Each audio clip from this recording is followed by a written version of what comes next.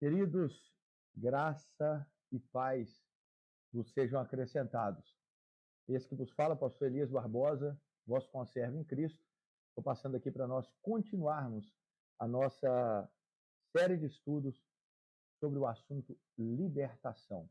Bom, nós analisamos na última aula um trajeto sobre a libertação ou o exorcismo, como você preferir, na história da igreja. E agora nós temos a oportunidade de começar essa aula estudando mais um pouco sobre as fontes e as origens. Então veja bem, a importância dessa aula de hoje, ela é vital, ela é crucial.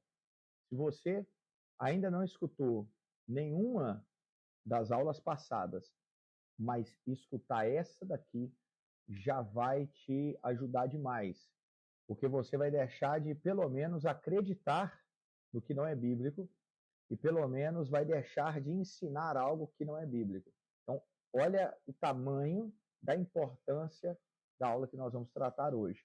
Hoje eu quero falar aqui sobre a origem das crenças dentro do neopentecostalismo. Você já viu na última aula a origem de algumas crenças, eu ainda citei um pouco por cima, porque eu estava falando sobre a história da libertação, a história do exorcismo na igreja. Então eu falei um pouco só dei uma pincelada, falei alguma coisa onde que surgiu ali, no século X, no século XIII, esta crença que existe pessoas chamadas especificamente para a libertação. Pastor, mas tem pontos ali que você cita que não é exatamente o que tem hoje dentro do neopentecostalismo. Mas isso, meu irmão, é mais do que óbvio. Nem Satanás, quando ele vai promover um engano, ele fala de cara que é um engano. Ele primeiro maquia, Ele coloca uma veste de cristianismo, uma veste de evangeliquez, de gospels, E aí ele entrega. Então, o cavalo de Troia não vem com nenhum soldado aparecendo, meu amor? Vem ali dentro, coloca um monte de coisa, mas por fora parece só um cavalo. Então, as crenças que hoje nós temos não é o mesmo nome, a mesma nomenclatura, mas tem aquela maquiagem, mas quando você tira a cortina e vai enxergar lá dentro, é exatamente a mesma coisa que tem em outras religiões ou no paganismo e por aí vai, ok? Agora, o que é na Bíblia é explícito. Antes de eu começar a falar com você aqui sobre as crenças do neopentecostalismo, para nós olharmos aqui se tem base na Bíblia ou se não tem base na Bíblia, e não havendo base na Bíblia, onde na história e em qual religião surgiu esse tipo de crença. Então, antes de eu falar isso com você, eu quero citar um detalhe que não pode passar batido em todo esse estudo que nós estamos fazendo. Você achar um versículo para defender algo não quer dizer muita coisa. Uai, pastor, que é isso? O senhor é do sola escritura. O senhor defende a Bíblia Sagrada. E agora está me falando que se eu tiver um versículo ou dois, não quer dizer que é bíblico o que eu acredito? Não quer dizer. Você sabe por quê? Porque se um versículo bastasse, Jesus tinha pulado do pináculo do templo. Se um versículo bastasse, você podia fazer muita coisa. Olha que se a gente entrar para o lado da lei de Moisés, se a gente entrar para o lado de escravidão, de não comer camarão, crustáceo, se a gente entrar para esse lado aí de apedrejar os outros, se um versículo bastasse, olha, nós íamos ter muita coisa hoje dentro da igreja que é de arrepiar o cabelo. E por que não basta? Porque nós temos que analisar o contexto desse texto. Nós temos que analisar os demais textos do assunto. Nós temos que harmonizar este texto com a Bíblia Sagrada. Então, você me apresentar um versículo e falar assim, não, peraí, eu ouvi o pastor neopentecostal fulano de tal, a pastora neopentecostal ciclana de tal, falando esse versículo, aquele versículo e aquele outro. Então, agora nós temos que analisar o versículo, o contexto do versículo e os demais versículos no assunto. Por exemplo, eu citei uma pastora aqui, que é a pastora Tânia Tereza. A pastora Tânia Tereza, se você ver um vídeo dela, uma palestra, uma coisa, ela cita versículos, tá? Ela cita versículos. mas analise os versículos que ela está citando. Os versículos estão fora de contexto, os versículos não quer dizer aquilo ali que ela está falando, ela distorce o texto, ela faz citações que não é para a igreja, tem citações que é no contexto do Antigo Testamento, tem outras citações dela que nem no Antigo Testamento, ela só simplesmente pegou o texto e saiu aí a riveria. Então, isso daí, apresentar um texto, não quer dizer nada. Você tem que apresentar o real sentido que aquele texto traz, o real contexto dele. Senão, você vai apresentar um texto igual Satanás apresentou para Jesus no deserto. Ok? Então, esse ponto é crucial e muito importante. Que às vezes você está ouvindo esses podcasts até agora e você continua preso em certas crenças porque tem um versículo, tem 2 versículos, você tem que analisar o texto, o contexto e os demais versículos daquele assunto. Aí sim você vai poder ter uma opinião esclarecida sobre o assunto. Aí você vai poder fundamentar uma doutrina. Eu citei numa das aulas que o que forma uma doutrina são vários textos claros na Bíblia Sagrada. Não tem como formar doutrina e ensino um versículo que a gente alegoriza, que a gente joga para cá e para lá, que só tem um na Bíblia, que só tem 2 na Bíblia. Isso não é doutrina, isso é texto descritivo e não normativo, tá? Então eu quero compartilhar isso com você, que às vezes você tem algum tipo de crença, está preso a essa crença, porque diz, não, tem um versículo, tem outro. Lembra daquele fato que eu citei lá, de Daniel 9, Esdras 9, Neemias 9? E eu já ouvi pastores neopentecostais do movimento de batalha espiritual citando esses textos, dizendo assim, não, nós temos que confessar o pecado dos outros. Do jeito que Daniel fez, Esdras, Neemias, nós temos que confessar o pecado publicamente, diante das pessoas, pecado da nação e tudo mais e tal. Aí, quando eles citam esse versículo, esses 3 capítulos, né, eu não vi ninguém falando que esses textos estão no Antigo Testamento. Eu não vi ninguém falando que a época era uma outra aliança, tinha sacerdote, tinha templo, tinha santos santos, tinha animal sendo morto. Eu não vi ninguém contextualizando o texto. Ninguém. Eles pegaram aquilo ali, arrancaram do Antigo Testamento e colocaram como uma doutrina para a igreja. Ah, pastor, mas citaram aquele versículo lá de Tiago, confessar os pecados uns para os outros. Olha a distância de confessar o pecado um para o outro e confessar pecado de nação. Olha a distância. Então, assim, é uma distância quilométrica. Você confessar pecado um para os outros é outra situação. É você chegar para o teu pastor, é você chegar para um irmão e falar assim, olha, estou pecando nisso, cara, não consigo sair, me ajuda em oração, me ajuda com um conselho. Olha a distância de você tomar um papel de sacerdote na frente da nação, confessar o pecado da nação e pedir a Deus que ele perdoe a nação. E tudo mais. É uma distância quilométrica, ok? Então, vamos analisar o texto, né, o possível texto que você tenha de alguma crença, vamos analisar o contexto do texto e vamos analisar os versículos daquele assunto no texto, porque só assim nós temos uma visão esclarecida do que a Bíblia diz. Lembra do que eu falei lá sobre o jejum? Se eu analisar o versículo isolado do jovem lunático, acreditando, né, no e-jejum, mesmo que não tem nos manuscritos mais antigos, mas pegando o e-jejum, se eu analisar só esse texto, eu vou falar que jejum é para expulsar demônio. O jejum serve para expulsar demônio. Eu tenho que jejuar porque o jejum é para poder expulsar demônio.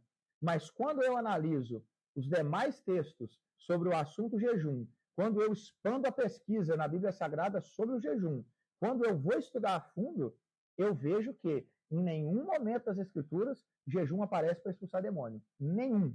Nem os próprios discípulos de Jesus jejuavam. Então, quando eu começo a expandir o assunto, eu vejo que jejum não está ligado a libertação, não está ligado a exorcismo, ok?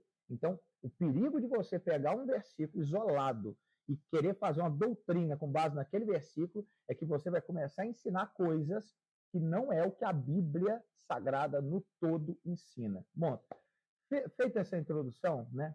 Feita essa introdução e para que você possa ter uma clareza no que nós vamos tratar, Eu vou citar mais um último ponto.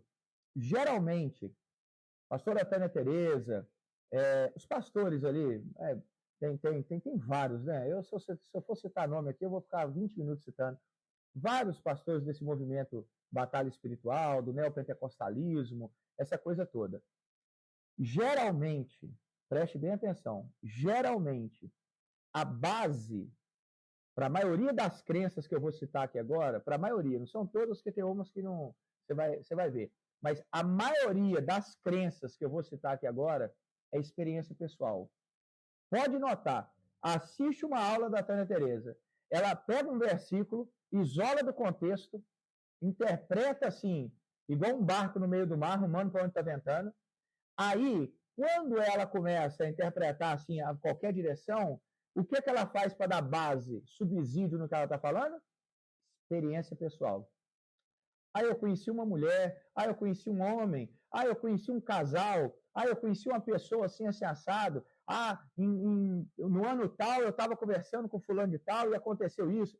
Geralmente, as maiores bases para o ensino do movimento de batalha espiritual não é a Bíblia, são experiências pessoais. Pastor, mas o senhor falou nas outras aulas que o senhor não nega que Deus dá experiência. Não nego, Deus dá experiência. Mas o perigo de pegar essas experiências pessoais e fazer delas uma doutrina é que você começa a colocar suas experiências acima da palavra de Deus. Mas qual que é o perigo disso? Aonde que a Bíblia fala que a gente não pode pegar essas experiências? O apóstolo Paulo falou assim, ainda que desça um anjo do céu na sua frente, desça um anjo do céu e ele apresente um evangelho diferente desse que nós apresentamos a vocês, considerem anátema, maldito esse evangelho. Então veja bem, por que o pastor Elias fica batendo na tecla? Esse movimento começou em Jesus? Esse movimento começou nos apóstolos? Por quê? Da onde que vem, irmão, eu ficar perguntando isso? Aonde que vem essa minha preocupação de ficar perguntando se Jesus fez, se os apóstolos fizeram? Por quê? Será que eu sou o elo perdido, o único na contramão? Nossa, eu sou doido da cabeça, bati com a cabeça, né? Fiquei perguntando isso. Não é. Você sabe por que eu pergunto se Jesus fez? Sabe por que eu pergunto se os apóstolos fizeram? Porque Paulo falou assim, um evangelho diferente desse que foi apresentado, ainda que venha da mão de um anjo, considere maldito, anátema. Então aí, veja para você ver, tá? Você não fica triste comigo, não. Fica bravo comigo, não. É Paulo que está me dizendo, se vir um outro evangelho, ainda que da mão de um anjo, e começa a ensinar coisas que nós não ensinamos, considera maldição. Aí eu te pergunto, meu querido, esses ensinos que nós vamos estudar nessa aula, se não tiver base na Bíblia, mas eu tive uma experiência. Tudo bem, mas você vai considerar maldito? Se não tiver na Bíblia, você vai considerar maldito? Você vai parar de assistir vídeo desse pessoal que fica crendo nessas coisas? Quem está falando é Paulo, não sou eu não, tá? E tem uma coisa, você vai ser julgado, não é pela minha opinião, não, você vai ser julgado pela palavra. Eu vou ser julgado pela palavra. E é Paulo que está falando. Se não tiver aqui, se nós não te ensinamos, considera maldito. Vamos seguir, né? Vamos seguir, eu acho que você já entendeu. Meus amados, nós vamos começar a estudar aqui as origens, as possíveis origens de objetos consagrados. Eu falei na última aula sobre o ritual romano, que vinha trazendo essa questão no século X, depois no século XIII também a coisa deu uma piorada, e essa crença, né, que objetos são sagrados, né, que objetos são que têm poder, né, objetos têm poder para expulsar demônios, para defender a casa, objetos têm poder para atrair demônios para dentro de um lugar, para dentro de uma pessoa, para dentro de uma casa. Então, nós começamos. Mas isso que eu citei, né, na última aula, eu citei século X, eu citei século XIII. Então, assim, muito distante, né? A história já está correndo há muito tempo. Vamos ver vamos ver juntos aqui essas raízes do sincretismo em cada crença do neopentecostalismo. Objeto consagrado. Pastor, mas onde que isso está no neopentecostalismo? Eu já vou falar com você, mas vamos tratar agora as origens? A primeira origem que acreditava em objeto consagrado, que o objeto tinha poder, é o zoroastrismo. Isso no ano 1000 antes de Cristo. 1000 antes de Cristo. O zoroastrismo da Pérsia, né, hoje é o atual Irã, fundado por Zaratustra, acreditava em Ahura Mazda contra Angra Mainyu. São amuletos, pedras, cordões que eram abençoados por sacerdotes para proteção contra espíritos malignos.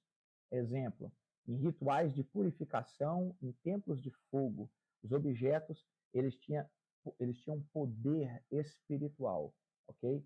Então, a fonte disso aqui que eu acabei de te falar é um livro de Mary Boyce, Zoroastristas, suas crenças e práticas religiosas, de 1979. Então, 1000 antes de Cristo, o zoroastrismo acreditava em pedras, cordões, amuletos, que era abençoado por sacerdote para proteção contra o espírito maligno. Então, guarda essa informação aí, que eles acreditavam em objeto abençoado por sacerdote. Se você parar para prestar atenção, tudo que eu vou citar aqui, você vai lembrar de um culto neopentecostal, ou na Universal, ou numa outra denominação desse mesmo segmento, né, mundial, Igreja da Graça lá do R.R. Soares, enfim. Se você parar para prestar atenção aqui, se eu não falar o nome da religião pagã, você vai pensar que eu estou falando do neopentecostalismo. Faz o teste aí. Então, zoroastrismo, eles acreditavam que pedras, cordões, amuletos era abençoado por sacerdote para proteção contra o espírito maligno. Vamos continuar. No século XIX, eu vou pular a citação do ritual romano, que eu falei na última aula, que essa daí você já sabe que é no século X e no século XIII, que também tinha. Ok, mas vamos pular. Vamos logo para o século XIX. Nós temos o candomblé no Brasil, raízes iorubás da África Ocidental. Então, o que era a crença lá? Orixás, né, em Exu, Oxum, recebem oferendas. O que é isso? Comida, vela, roupa, em terreiros ou em lugares específicos, para apaziguar ou conceder favores. Então, dentro do candomblé, recebe-se oferenda, seja comida, vela, roupa, em terreiro ou em outros lugares, para apaziguar ou conceder favores. Exemplos: sacrifícios em terreiros, sacrifícios em encruzilhadas, e crê, então, que essas oferendas conectam com forças espirituais, né? A cachaça, o frango, aquela coisa toda, conecta com forças espirituais. Fonte dessa citação aqui é o livro de Roger Bastide, que é o Candomblé da Bahia, de 2001. Olha aí, então, dentro do candomblé, eles acreditam que tem vela, roupa, comida, essas coisas, e você entrega isso para a entidade, e a entidade, então, começa a conceder favores, enfim, tudo mais.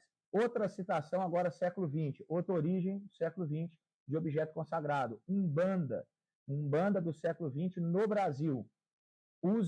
Eles usam oferendas, né, como velas, flores, para entidades como Exu, despachos e encruzilhadas. Essas oferendas apaziguam os espíritos, né? A fonte disso também é o livro Candomblé da Bahia, de 2001. Vamos ver outra citação agora um pouco mais antiga, hinduísmo. O hinduísmo é 1500 antes de Cristo, é mais antigo do que o zoroastrismo, que eu acabei de citar. Hinduísmo, 1500 antes de Cristo, na Índia. Eles acreditam que amuletos, oferendas, que eles chamam lá de puja, para deuses como Kali, onde que eles usavam essas oferendas? Em templos de Varanasi. Eles criam que esses objetos protegem contra forças malignas, ou seja, eles criam que esses objetos eram consagrados, tinham poder, eram oferendas lá no templo, e eles protegiam contra forças malignas, traziam cura e aquela coisa toda. A fonte disso é o livro de Klaus K. Klostermaier, Hinduísmo, uma introdução, do ano 2000, ok? Agora, se você vê, nós temos uma prática, vê se é parecido, no neopentecostalismo, na década de 1980, no Brasil, para frente.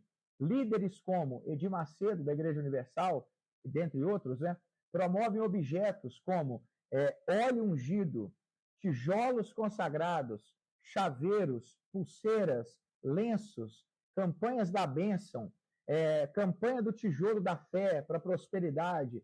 Você vai pegar o seu tijolinho, você vai construir sua casa própria. Você vai pegar aqui a chave consagrada e essa chave vai abrir portas na sua frente. Você vai pegar, enfim, ideia para campanha é o que não falta nas igrejas neopentecostais.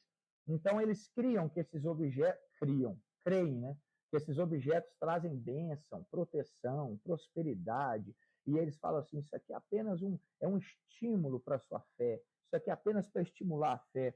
A Bíblia fala que a fé é a certeza das coisas que não se veem, mas se esperam. A Bíblia fala que a fé vem pelo ouvir e o ouvir da palavra de Deus. Me desculpe você, mas a fé não vem com tijolinho, com chave, com rosa ungida, com copo de água. A fé não vem com isso. A fé vem pelo ouvir e o ouvir da palavra de Deus. Mas é esse sincretismo. O neopentecostalismo pegou as crenças dos amuletos, do zoroastrismo, das oferendas, do candomblé, da umbanda e do hinduísmo, os objetos consagrados, e eles fizeram um sincretismo que fala que uma coisa é para proteção, outra coisa é para libertação. Eu já vi campanha neopentecostal com uma página, uma folha, um paninho escrito Salmo 91, que era para você levar, porque foi consagrado, foi ungido, e aquele Salmo 91 ia trazer proteção para dentro da tua casa.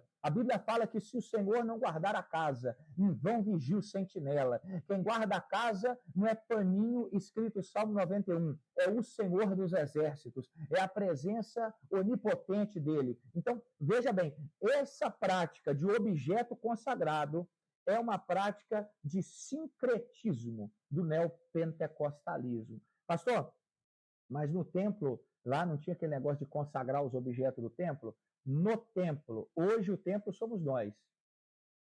Cuidado com o contexto que eles vão te dar e não te dão o contexto. Hoje nós temos templo, esse templo é para nós seguimos tais práticas, então faça atenção.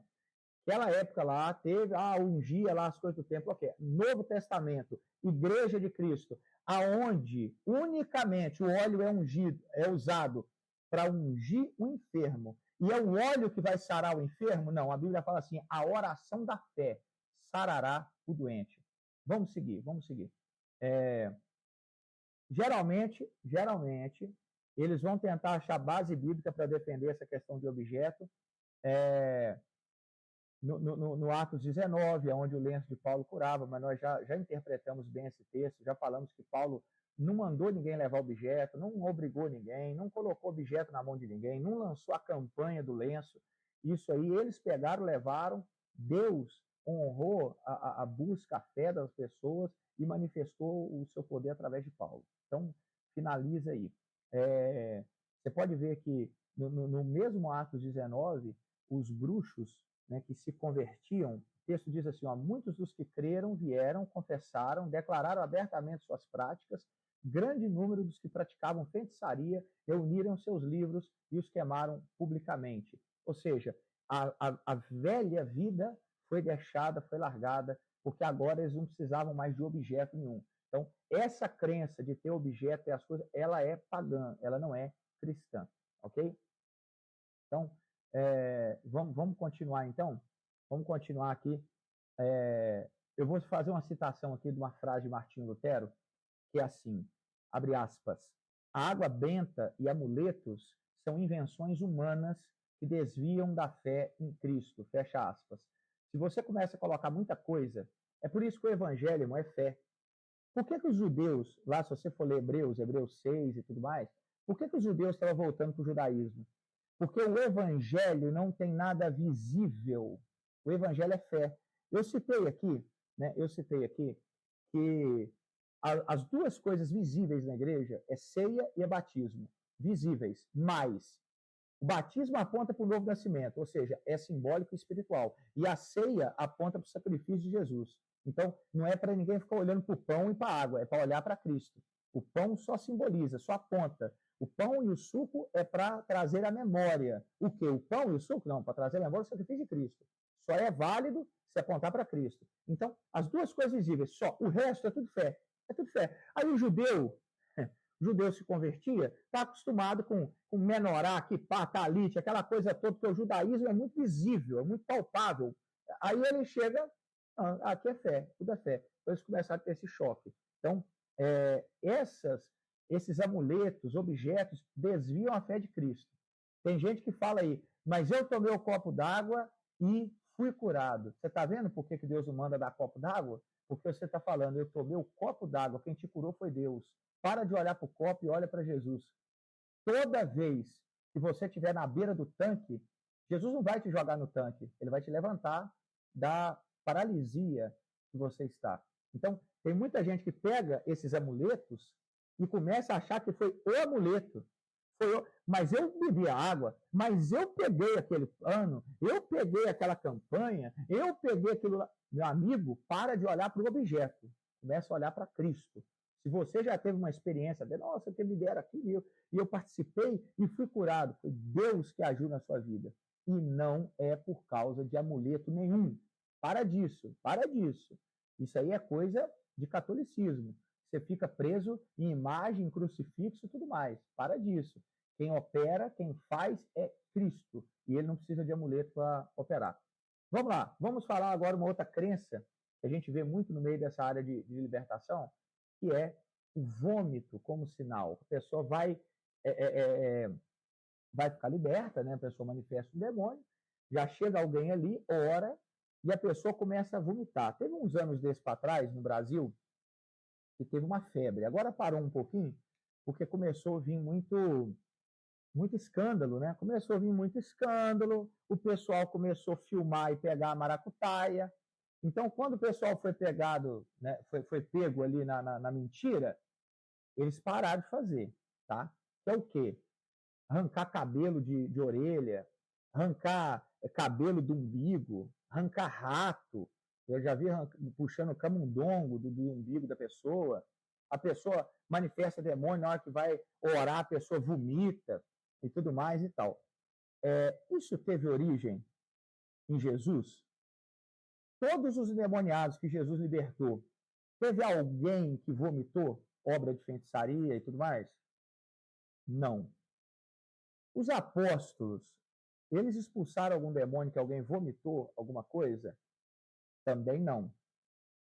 E olha que eu acabei de citar que Paulo pregou em Éfeso e feiticeiro, bruxo, foi lá, se converteu e quebrou os livros de bruxaria. Não estou falando da pessoa que foi uma vez no centro de macumba, uma vez ele abriu um livro com uma capa preta que tinha um bode. Não, estou falando de feiticeiro, bruxo. Esse pessoal aí, perigosíssimo, se converteu e ninguém vomitou nada. Então, peraí. Então, não temos em Jesus e não temos nos apóstolos alguém manifestando demônio e vomitando. Ok até aqui? Ok. Então, se não tem em Jesus e não tem nos apóstolos, de onde veio essa crença e esse ensino que a pessoa tem que vomitar algo para ser liberta? Vamos lá. Primeiro, agiografias medievais. Isso é no século VII, na Europa, e eles acreditavam em, abre aspas, uma vida de Santa Idelgarda, ok? Eles descrevem vômito como purificação em exorcismo. Então, esse pessoal aqui, a geografia medieval no século VII, eles acreditavam que o vômito vinha como purificação nos exorcismos. E eles tinham lá, aconteceu em algum momento, exorcismos em mosteiros, e eles acreditavam que demônio sai pelo corpo. Ou seja, na hora que eles expulsavam o demônio, a pessoa vomitava como sinal de libertação. Ok? Base bíblica para isso não existe. tá? Mas a fonte do que eu acabei de te citar é o livro de Kelly Henry Ansgar, O Diabo, Demonologia e Bruxaria do ano de 2004. Vamos lá. Mas quem que acredita, pastor, que se o pessoal vomitar, tem que vomitar para ser liberto, vomitar aquelas coisas todas? Xamanismo. O xamanismo, ele é pré-histórico, ele esteve nas Américas e na Ásia, e eles acreditavam que os xamãs induzem vômito com ervas. Eles davam lá uma ayahuasca, que é uma erva, para expulsar espíritos. Então, em rituais amazônicos, né, em rituais amazônicos, davam uma erva e a pessoa era forçada a vomitar, porque esse vômito purificava ela espiritualmente. Eu vou falar de novo. O vômito purificava a pessoa espiritualmente. E eles acreditavam que quando a pessoa vomitava, aí sim, ela era liberta, ela era purificada, e aí sim ela estava livre daquele espírito maligno. Do mesmo jeito, tem pessoas hoje que acreditam que só é liberto ou só foi liberto depois que ele ou ela vomitou. Isso é uma crença, além da geografia medieval, também é uma crença do xamanismo. A fonte, porque eu acabei de te citar, é do livro de Elia de Micea, que tem como tema Xamanismo, Técnicas Arcaicas do Êxtase, de 1964. Vamos continuar? No neopentecostalismo, o nosso querido aí, ó, no neopentecostalismo, no século XX, líderes como Valnice Milhomens interpretam o vômito como sinal de libertação. Cultos de libertação com reações físicas. Né? A crença é que manifestações físicas indicam saída de demônios. Então, essas práticas aí é que exorcistas medievais e neopentecostais, eles veem o vômito como evidência do exorcismo. Ou seja, se quando o caso é muito sério, só vomitando que liberta, então, ou Jesus e os apóstolos nunca encontraram um caso sério, ou essa crença não é bíblica. Ou também tem outra opção, né? Ou Jesus e os apóstolos, na verdade, não libertou ninguém. Só pareceu que libertou, mas não libertou porque ninguém vomitou. Então, nós temos aí mais essa situação. Tá? Então, não há citações na Bíblia Sagrada, no Novo Testamento, de gente, nem no Antigo, né? Mas vou focar no Novo. Novo Testamento, de alguém vomitando algo, vomitando uma obra de não sei o quê, vomitando, não há citações. Pastor, mas pode acontecer da pessoa orar para expulsar o demônio e a pessoa vomitar algo, passar mal, ter alguma reação física? Pode acontecer, mas não é doutrina, não é ensino. Se você tomar um púlpito, uma rede social, e falar, demônio tal só sai vomitando. Se você chegar um dia e falar assim, olha, quando é obra de feitiçaria, tem que vomitar. Aí você está errando. Okay? Se a pessoa está lá no ambiente, manifestou um demônio, foi expulsado no nome de Jesus, a pessoa teve uma reação física, é um evento isolado. Não dá para transformar isso em doutrina, ensino. Ok? Vou fazer uma citação aqui de João Calvino. Abre aspas.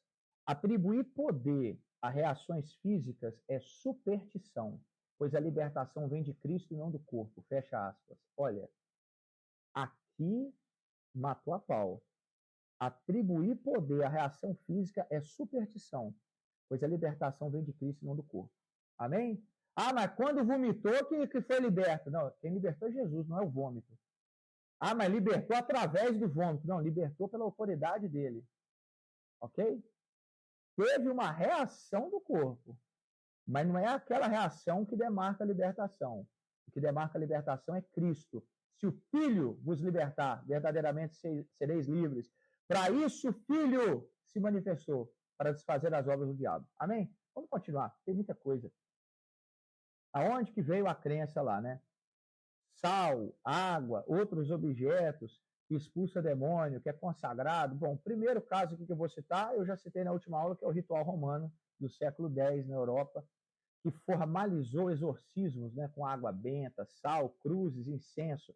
Eu vou dar um exemplo aqui que eu esqueci de falar na última aula, e eu vou te falar aqui. Você lembra dos filmes que você já assistiu medieval? Você lembra? Aqueles cavaleiros templários e não sei o quê, Idade Média, os filmes que a gente vê de Idade Média. Você já percebeu, o dia que eu li isso daqui, do ritual romano, caiu uma ficha na minha cabeça muito grande, porque sempre teve na minha cara e eu nunca vi. Você já percebeu que é nesses filmes de Idade Média que tem padre expulsando demônio com cruz, jogando água benta, com aquele incensozinho, aquele incensário que fica balançando? Você já percebeu que tem nesses filmes os exorcistas, o padre que é exorcista? Aí eles iam caçar o padre lá nas cucuias, chamava o padre, aí ele saía não sei de onde, ia lá, porque tinha um demônio muito forte, que ninguém conseguia tirar, aí vinha o padre lá, e não sei o que, e ele fazia um ritual, esse tipo de demônio tem que ser tantas Ave Maria, e pega uma água benta e joga num crucifixo, não sei o que, tá. Você lembra que você já viu filme assim? Pois é, olha aí de onde que surgiu. Né? O dia que eu li isso aqui, eu falei, meu Deus, os filmes sempre mostrou isso. Sempre mostrou isso. E eu querendo saber onde que começou. Olha, você vê? É exatamente isso. Foi no século X que eles começaram a acreditar que água, sal, cruz, incenso é o que expulsava demônio ou ajudava a expulsar.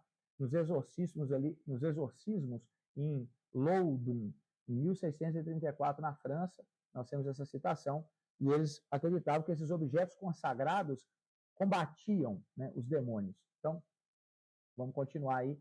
Além do ritual romano, nós temos as tradições celtas no século V a.C. Agora eu voltei lá para trás, hein? Século V a.C., as tradições celtas, né, na Irlanda, na Escócia, eles acreditavam que o sal tinha que ser espalhado em portas contra espíritos malignos. Os rituais ali domésticos, né, dos celtas. Então, eles criam que esses elementos tinham propriedades espirituais e não deixava nenhum espírito do mal entrar. Vou te falar uma outra coisa aqui agora. Você já deve ter visto o filme que tem aquele negócio do pentagrama, a pessoa fazia um círculo no chão com sal e não sei o quê. Ou seja, aí o espírito, o demônio não podia entrar porque tinha aquele círculo no chão e aquela coisa toda. Da onde veio isso? Ritual romano e tradições celtas. Entendeu? Aí você leva hoje o óleo para dentro da tua casa e unge a porta da tua casa. Da onde que saiu isso? Ah, mas tem um versículo lá. Da onde que saiu isso, irmão? Tradição celta. Aí você acredita que se você levar não sei o quê, colocar na porta da casa, colocar não sei aonde, o inimigo não vai entrar na tua casa. Tirou a fé em Jesus e colocou no objeto. Olha aí da onde que vem. É só a gente procurar, começar a cavar para ver da onde que vem, que a gente descobre. O neopentecostalismo, a fonte do que eu citei aqui das tradições celtas, é um livro de J.A. McCulloch, que chama A Religião dos Antigos Celtas, de 1918, ok? Vamos seguir. O neopentecostalismo, nosso lindo, ele, na década de 1980 para frente, ele acreditava, né, de Macedo e essa galera, usando óleos ungidos em culto para tudo e mais um pouco.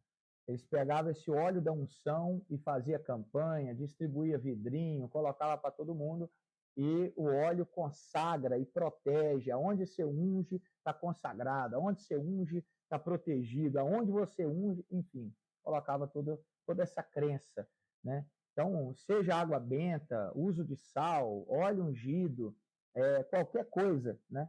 Ah, mas pastor, nós não cremos na água benta. Não crê, mas cria que se tomasse o copo d'água em frente à televisão, ia ser curado. Você está vendo? O inimigo, ele só põe uma veste diferente na coisa, ele dá uma maquiagem. Aí, por causa da maquiagem, você acredita.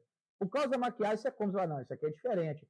É a mesma coisa, por favor. Vamos continuar mais um pouquinho? Vamos continuar para mais uma das crenças, que é conversa com demônio.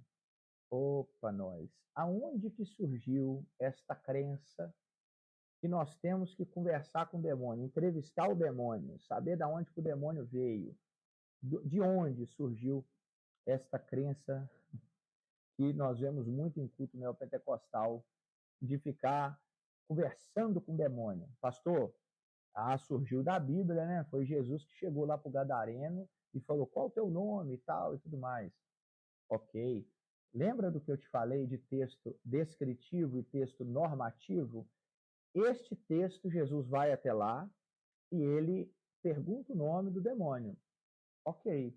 Qual outro texto que ele faz isso? Nenhum. Qual outro texto que Jesus manda você perguntar nome de demônio? Nenhum. Quando ele fala assim, ó, os sinais seguirão os que querem, expulsarão demônio em meu nome, ele fala assim, ó, pergunte o nome. Ele fala isso? Não. Quando ele fala que deu poder e autoridade, pisar na cabeça serpente, escorpião, ele fala para você perguntar o nome? Também não. Então, peraí, onde que surgiu essa crença? Os apóstolos, quando vão expulsar demônios, eles perguntam o nome do demônio antes de expulsar? Não. Então, aonde que surgiu essa crença? Porque o caso do Gadareno é único, então onde que surgiu essa crença, então, se não é em Jesus e nem nos apóstolos, essa regra? Porque você pode ver, culto neopentecostal manifestou o demônio e já pergunta quem que é. Então, e é por esse perguntar quem que você acredita nesses nomes aí. Ah, Pombagira, Preto Velho, não sei o quê. Quem que te ensinou isso? Demônios, doutrina de demônios, ensino de demônios. E tu acredita. Então, da onde que surgiu essa crença que nós temos que perguntar o nome? Primeira fonte, exorcismos medievais. Lá na altura do século XII, aqui na Europa. O caso que eu citei lá em cima de London, de 1634, na França, envolveu exorcistas interrogando demônios, né? E eles falaram que é os Asmodeus, né? Essa crença dos exorcismos medievais, lá no século XII, eles criam que demônios revelam nomes ou causas, o que eles estão fazendo, o que eles foram fazer ali naquela vida. Eu acho assim, eu acho de uma fé muito grande, porque é o pai da mentira, e ele fala o que ele foi fazer na vida daquela pessoa. E você acredita no pai da mentira. Olha, eu não sei o que é pior. O demônio, que é o pai da mentira, te falando, ou você, que tem Jesus e tem a Bíblia, acreditando no pai da mentira. Eu não sei o que é pior. Ele tentar te enganar já é o esperado. Agora, o pior é você acreditar no engano que está saindo da boca dele. Ou você acredita que você é a Mulher Maravilha que tem o laço da verdade, que quando joga o laço, a pessoa só consegue falar a verdade. Quando o demônio manifesta e você pergunta, ele só consegue falar a verdade. Ah, irmão, por favor, sério. Vamos continuar. Além dos exorcismos medievais, qual que é outra fonte que acreditava que nós temos que fazer uma entrevista com o demônio para saber o que é os planos dele para o final de semana? Gnosticismo. O gnosticismo no século III, no Egito, ele acreditava em Pistis Sophia, que é 250 depois de Cristo. Eles enfatizavam nomes de demônios para controle sobre esses demônios. Olha, o gnosticismo acreditava e enfatizava que nós temos que saber os nomes dos demônios para ter controle sobre esses demônios. Cara, é muito neopentecostalismo isso daqui. Parece que eu estou citando neopentecostalismo. Vira para qualquer um do movimento de batalha espiritual. Isso se você não fez curso e eles te ensinaram no curso que você tem que saber o nome e aonde ele está atuando e o que ele faz para você poder expulsá-lo, para você poder ter controle sobre ele. E olha aonde que é a fonte disso, a origem disso. Gnosticismo do século III. Eles acreditavam e enfatizavam que você tem que saber o nome dos demônios, você ter controle sobre esses demônios. Aí aonde que tinha isso? Nos rituais gnósticos com invocações de demônios. A crença do gnosticismo era: o conhecimento secreto te dá poder. Irmão, qual que é a fonte, pastor? Vou te citar a fonte. Karen L. King, do livro O que é Gnosticismo, de 2003.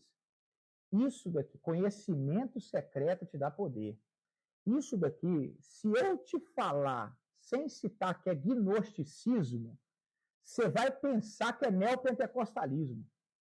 Se eu falar exatamente a explicação, sem citar gnosticismo, você vai achar que eu tirei isso de algum curso de libertação.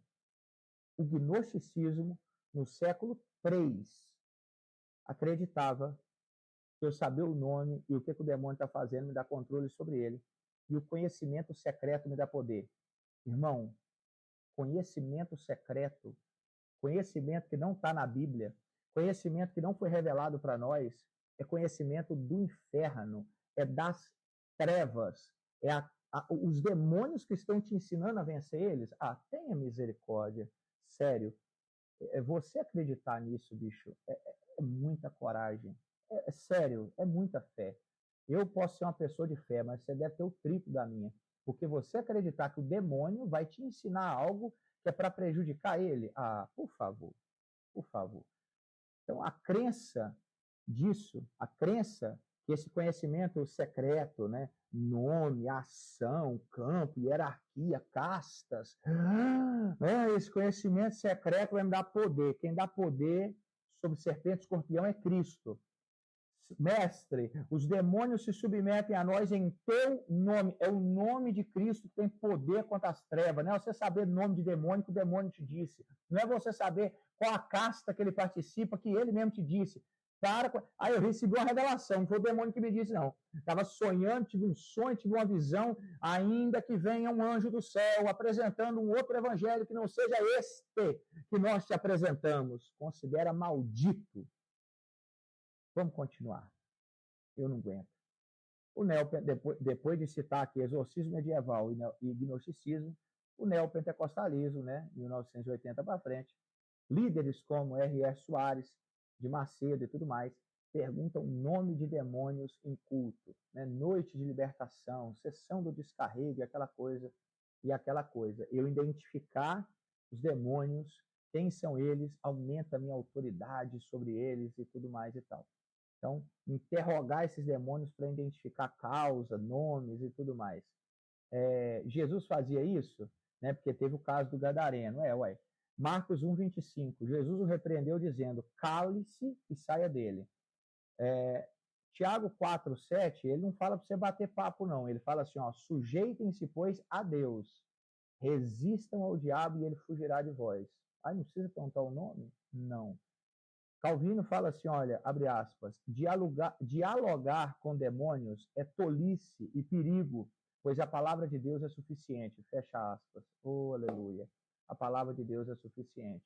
O perigo de quem acredita nisso aqui que eu estou citando, não é, irmãos, sério, o único BO, é o que eu falei na outra aula, é aonde está a Bíblia na sua vida, tá? É onde está a Bíblia. Se a Bíblia está em primeiro lugar, isso tudo que eu estou citando aqui, você já jogou para debaixo do tapete e não está nem aí.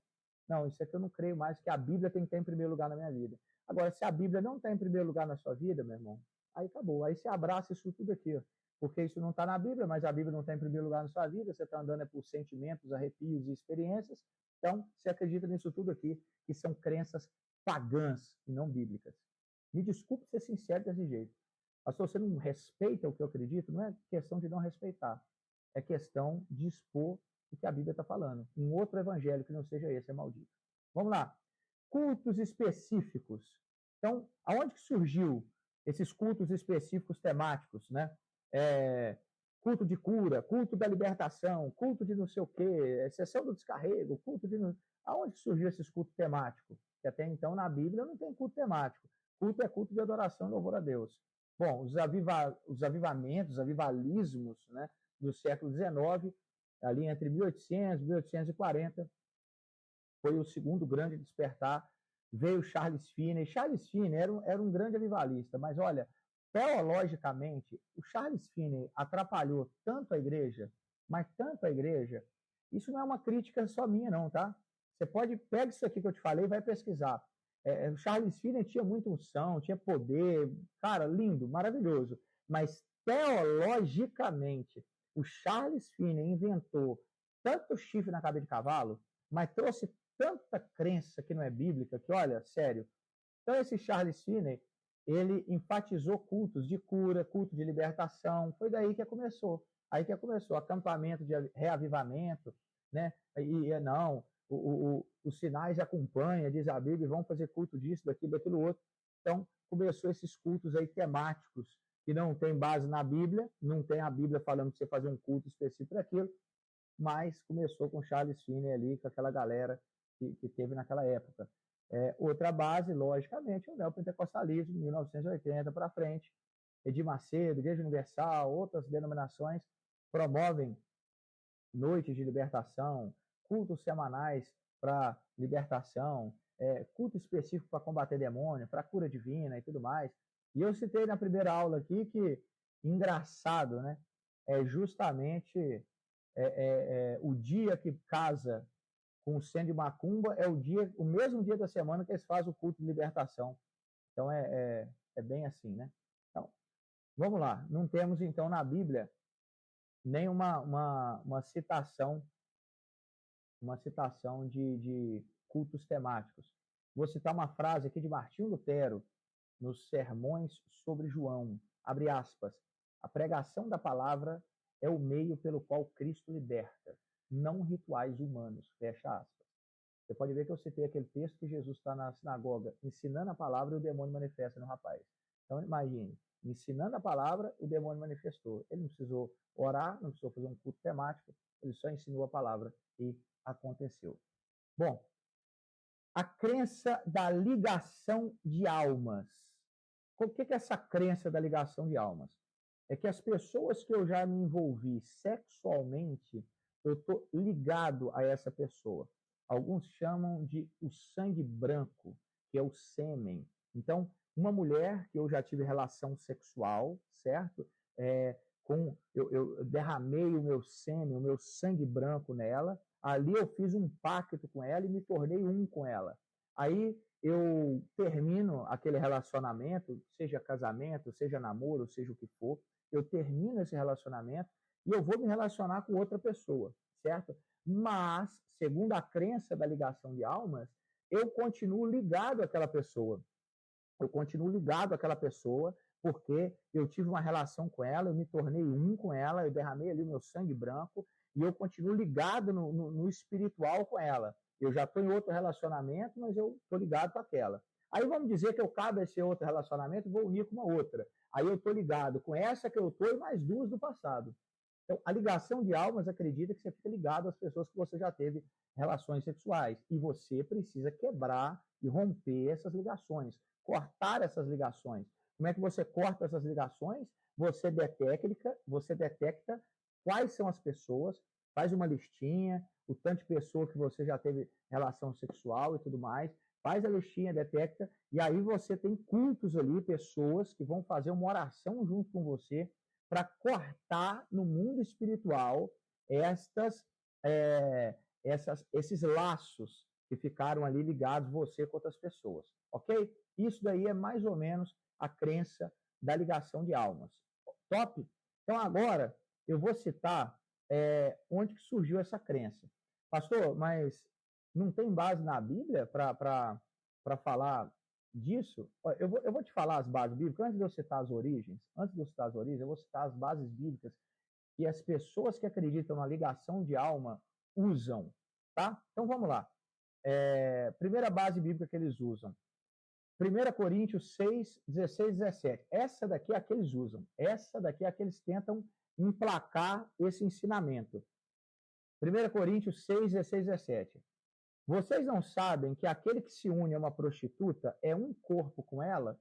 Pois, como está escrito, os dois serão uma só carne. Mas aquele que se une ao Senhor é um espírito com ele. Tá? Então, olha para você ver. Olha para você ver. Eles pegam esse versículo para trazer a base. Olha aí, o cara se uniu com a prostituta, ele se tornou um. E está ligado a essa pessoa e tudo mais. Ok. Então, vamos analisar o texto? Esse daqui eu não preciso nem ir para contexto. Olha para você ver, a gente não precisa nem ir para contexto. Vamos só analisar o texto. Aqui fala de uma união física no pecado sexual de prostituição ou está falando de um vínculo espiritual permanente? Obviamente, o texto está me dizendo que eu sou um com uma prostituta, quando eu estou mantendo relação sexual com ela. Porque o mesmo texto fala assim, mas aquele que se une ao Senhor é um espírito com ele. Ou seja, enquanto eu estou no pecado, eu estou ligado ali à prostituta. Mas eu sair da prostituição e me unir a Cristo, eu sou um com Cristo. É isso que o texto está me dizendo. Segundo, o texto está me dizendo que eu estou ligado à prostituta e eu tenho que procurar alguém para cortar a ligação espiritual? Não. A Bíblia fala assim, olha, agora vocês são nova criatura e tudo se fez novo em Cristo. Todas as coisas velhas passaram e tudo se fez novo. A Bíblia fala assim, portanto, agora nenhuma condenação há para aqueles que estão em Cristo, que não andam segundo a carne, mas segundo o Espírito. Eu sou um com essa prostituta enquanto eu estou em prostituição. Mas no momento que eu não estou mais em prostituição, eu não estou mais ligado a ela. Ok? Eu sou mentiroso enquanto eu estou na prática da mentira. Mas quando eu paro de mentir, eu não sou mais mentiroso. É basicamente isso. Então, o texto está me dizendo que tem ligações espirituais, que eu tenho que procurar alguém para fazer o corte. Qual é a oração que a gente ora para cortar os laços espirituais? É isso que o texto está dizendo? Não. Outro texto que eles usam é Gênesis, capítulo 44, versículo 30. E aqui, esses próximos dois que eu vou citar aqui, chega a ser uma piada. Chega a ser uma piada. Eu ouvi isso daqui na pregação do pastor Lobão, um negócio assim. Você pode procurar essa pregação que ele faz ligação de alma, que você vai ver ele citando isso daqui. Ele cita 1 Coríntios 6, mas você vê que nem o texto ele interpretou. Não vou nem falar de contexto, nem o texto foi interpretado. Mas vamos lá, Gênesis 44, 30 é outra base bíblica que eles usam. Agora, pois, se eu voltar a teu servo, meu pai, sem o jovem, cuja vida está profundamente ligada à vida de meu pai. Tem uma outra versão que fala assim, a alma está ligada à alma do meu pai. A alma do jovem está ligada à alma do meu pai. Aí eles falam, tá vendo aí, ó? A alma de Jacó estava ligada com a alma de Benjamim. Ok, mas eu pergunto, Jacó então tinha relação sexual com Benjamim? Não, não tinha. Mas aí mas se você não está falando que eu tenho ligação de alma com a mulher que eu já tive relação? Essa ligação de alma de vocês não é com o sangue branco, que a alma que... Então, falar isso aqui de alma ligada com a outra, pai e filho, pela linha de fundo. Vamos citar o outro texto que eles usam. 1 Samuel 18:1. Depois que Davi terminou de falar com Saul, Jonatas se tornou um com ele em espírito e passou a amá-lo como a si mesmo. Aí eles falam que esses dois aqui, Jonatas e Davi, também tinham uma ligação de alma. Jonatas tinha relação sexual com Davi e vice-versa? Então, assim, difícil, né? Difícil a gente falar, né? Pelo amor de Deus, né? Pelo amor de Deus. Então, eles tinham relação sexual? Não. Jacó e Benjamim tinham relação sexual? Não. Então, como é que você vai me usar esses textos para querer provar a ligação de alma? Tá vendo? O cara apresentar um versículo para você, sem falar do contexto e do significado, não apresenta nada. É engraçado que o dia que eu estava ouvindo essa aula, essa pregação desse pastor Lobo, que me mandaram, ele cita as referências e não explica. Aí eu parei o vídeo e falei, não, peraí, vou lá abrir. Que é isso que você tem que fazer, meu irmão. Confira, Bereano, confira. Aí eu fui lá conferir o texto de Gênesis de 1 Samuel, falei, mentira. Ele não fez isso, não. Ele não citou esse versículo, não. É uma agressividade à nossa inteligência, mas tudo bem. Agora vamos falar, então, já que não tem origem da ligação de alma na Bíblia, já que não tem origem no ensino da ligação de alma, que você fica ligado com a pessoa, que você tem que cortar espiritualmente as ligações de almas de pessoas que você tiveram relação sexual, já que isso não tem fundamento na Bíblia e a Bíblia não ensina nada sobre isso, que você tem que cortar e etc e tal, vamos ver aonde que começou então essa crença? Porque no movimento Batalha Espiritual, no neopentecostalismo, está presentíssimo essa crença. Então vamos ver onde que começou essa crença? Primeiro lugar que ela aparece é no gnosticismo no século III. Olha o gnosticismo de novo. Gnosticismo no século III, ali no Mediterrâneo, no Egito.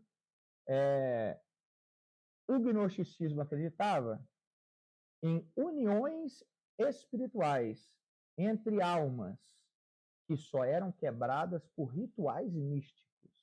Gente, isso aqui não é um negócio que eu escrevi aqui para parecer que está dentro do que eu estou falando e eu fazer uma jogadinha aqui com vocês. Eu vou te dar a fonte, onde você pode ir lá procurar se o gnosticismo realmente fala isso. O gnosticismo crê e fala de uniões espirituais entre almas, quebradas apenas por rituais místicos, ok? Exemplo, rituais gnósticos para desatar laços espirituais formados por relações ou pactos. Isso é gnosticismo. Se eu ler isso aqui sem falar que é gnosticismo, você vai pensar que eu estou citando alguma frase da Tânia Teresa. Ó, vou de novo. Rituais gnósticos para desatar laços espirituais formados por relações ou pactos. O que o gnosticismo cria? Que almas podem se entrelaçar espiritualmente. Exige, então, uma liberação ritualística.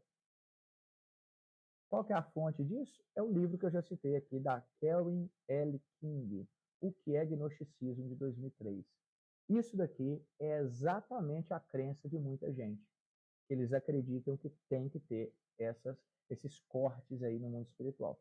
Então, eu não precisava citar mais nada. Só de citar gnosticismo no século III, eu acho que eu já falei demais. Mas eu vou citar antes.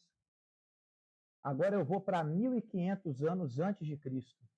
Porque a crença não é em Jesus. Essa crença do laço de alma não foi Jesus que ensinou. Também não foram os apóstolos. Então, de onde veio essa crença do laço de alma? Te mostrei agora no século III. Agora eu vou te citar 1500 anos antes de Cristo, que é o hinduísmo, na Índia. O que eles creem, pastor Elias?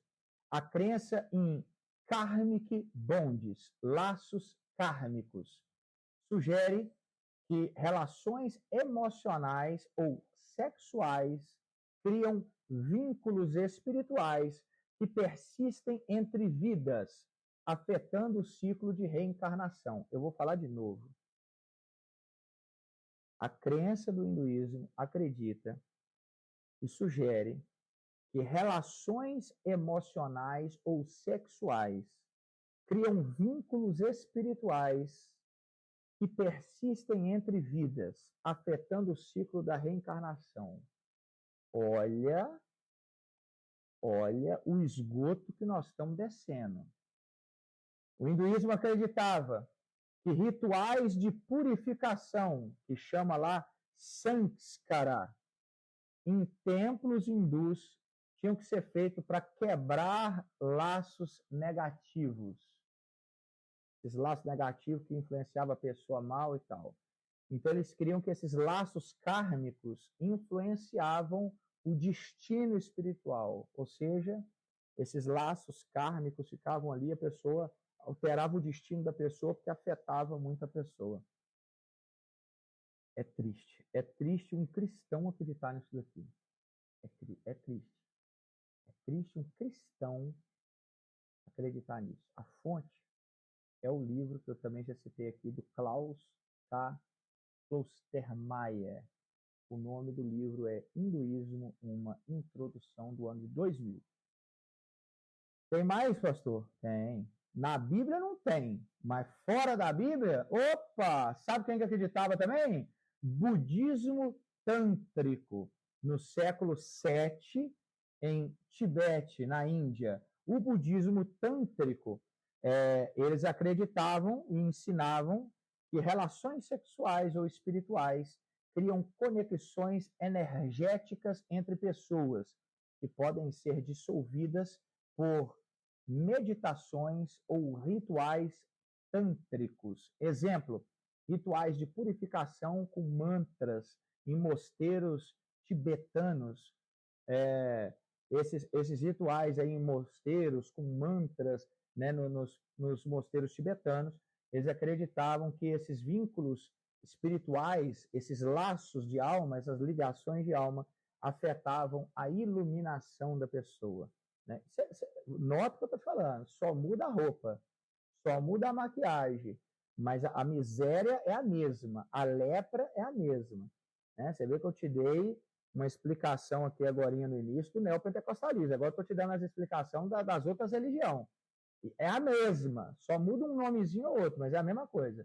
A fonte do que eu acabei de te citar é o livro de Peter Warley, Uma Introdução ao Budismo, 1990, que foi lançado esse livro. Vamos lá, mais uma citação? Agora na Bíblia? Não tem na Bíblia. Não tem ninguém ensinando isso na Bíblia. Pais da igreja? Também não tem nenhum pai da igreja ensinando. Mas sabe quem que ensina? Espiritismo do século XIX, na França e no Brasil. O fundador do Espiritismo, Allan Kardec, ele escreve o livro dos Espíritos em 1857.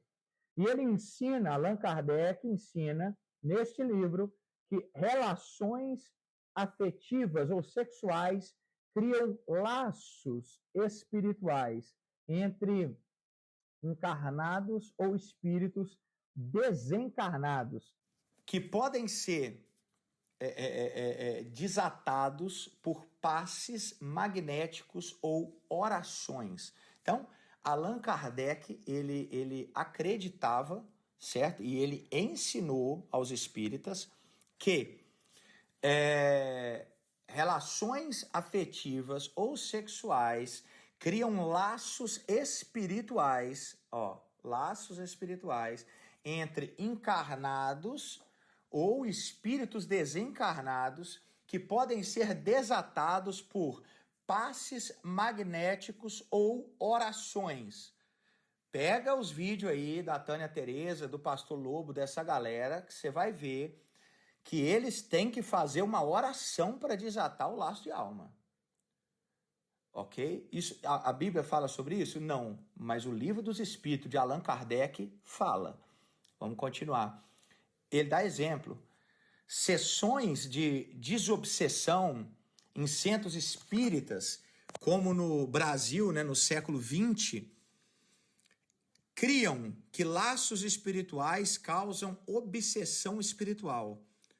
A fonte disso tudo que eu citei aqui é o livro de Allan Kardec, o Livro dos Espíritos, traduzido por Evandro Noleto Bezerra em Brasília, fevereiro de 2007. Você viu que eu comecei a citar as origens lá no gnosticismo, passando pelo hinduísmo, caminhando pelo budismo tântrico, agora no século XIX, no espiritismo. Pastor, tem mais citação aí de ligação de alma? Na Bíblia eu vou ficar te devendo, mas nós temos mais uma no século XIX e no século XX. Aonde, pastor? Candomblé e Umbanda. No Candomblé e na Umbanda, eles creem em amarrações espirituais por feitiços ou relações sexuais desfeitas por rituais com oferendas. Exemplo, despacho para Exu em terreiro. E eles creem em laços espirituais que podem prender pessoas a influências negativas ou a relacionamentos. A pessoa não consegue seguir para o próximo relacionamento porque tem um laço espiritual prendendo ela no relacionamento antigo. Aí a pessoa fica presa lá no antigo relacionamento com laço de alma e não consegue ir para o próximo. Quem que acredita nisso?